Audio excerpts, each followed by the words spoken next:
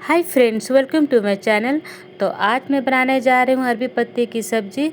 इसकी अरबी पत्ते की सब्ज़ी की बहुत टेस्टी होती है, बिल्कुल फ़िश की तरह लगती है। तो मैं अपने गांव आई हूँ और मैं अपने गांव में देखी कि अरबी के पत्ते हुए हैं, तो मैंने सोचा कि चलिए एक आपके साथ एक रेसिपी शेयर करती हूँ।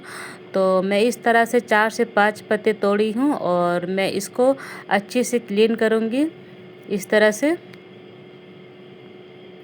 एक एक करके क्लीन कर लूँगी और इसको मैं धो के इस तरह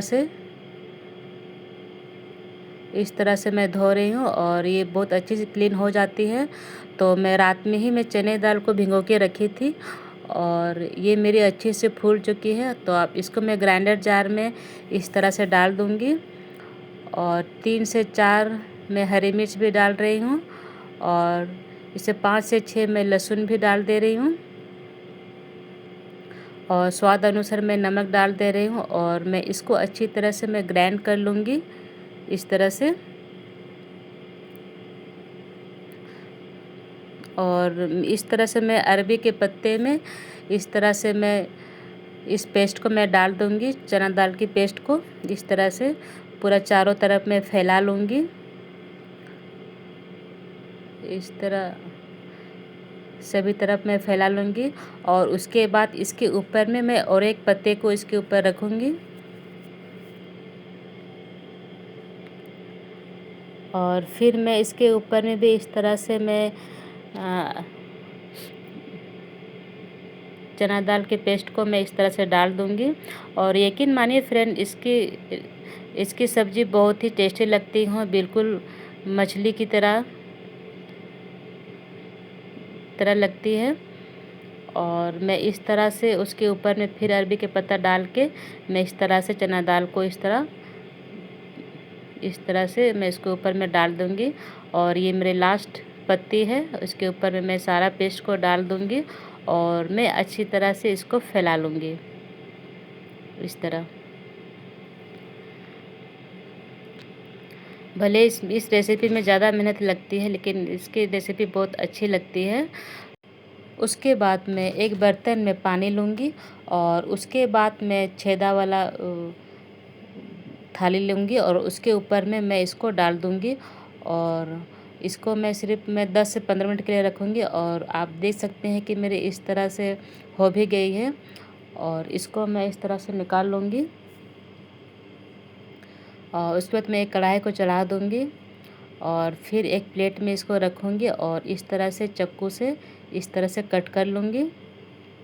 तो अभी गरम है इसलिए कट नहीं हो रही है और इसी तरह से मैं कट कर लूँगी। थोड़ी सी ठंडा होने के बाद, और फिर भी उतनी ठंडा हो भी नहीं है और इसी तरह से मैं कट करूँगी।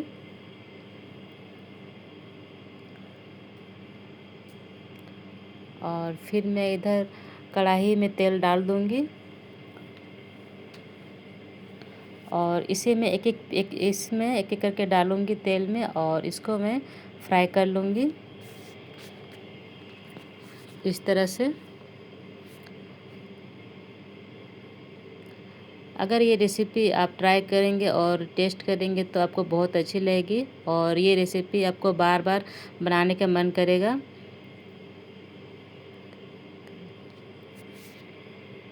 और देख सकते हैं कि आप मेरे और इसी तरह मैं इसे गोल्डन होने तक मैं इस तरह से फ्राई कर लूँगी एक एक करके। और आप देख सकते हैं मेरी फ्राई हो चुकी है, मैं इसको निकालूँगी इस तरह से। उसके बाद मेरी सारी फ्राई हो चुकी है। उसके बाद मैं पहले से प्याज को कट करके रखी थी, मैं इसको इस तरह से डाल दूँगी और इस तरह से फ्राई करूँगी। और उसके बाद मैं सिलवट्टे में मैं सरसों ले ली हूँ और इस तरह से मैं इसको पीस लूँगी सरसों को।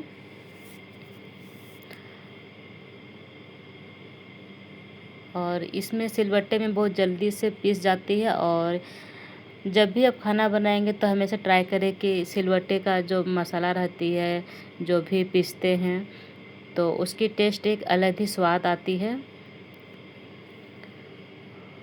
और देखिए मेरी इस तरह से मैं पीस ली हूँ इसको, सरसों को, और कितनी जल्दी मेरी पीस भी हो गई है। अब इसको मैं एक कटोरा में रखूँगी और उसके बाद मैं लहसुन और 3 मिर्च है, मैं इसको भी इस तरह से कट कर लूँगी। इसको भी सिलवट्टे से मैं इसको भी पीस लूँगी। और सिलवट्टे में बहुत जल्दी से पीस जाती है।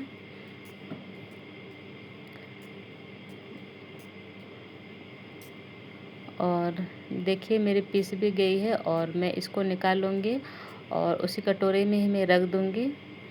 और उसके बाद मैं जीरा और काली मिर्च ले लूँगी और थोड़ी सी पानी, और इसको भी मैं इस तरह से पीस लूँगी। आप देख सकते हैं कितनी जल्दी पीस जाती है और बहुत अच्छी भी खुशबू भी आ रही है।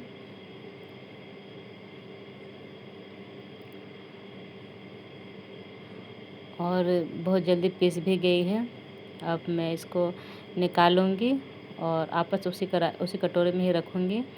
और आप देख सकते हैं मेरे इतने मैं पीस करके रखी हुई हूँ। तो अब उसके बाद मैं आमड़ा ली हूँ, ये बहुत खट्टी होती है और इसको भी मैं इस तरह से कट कर रही हूँ।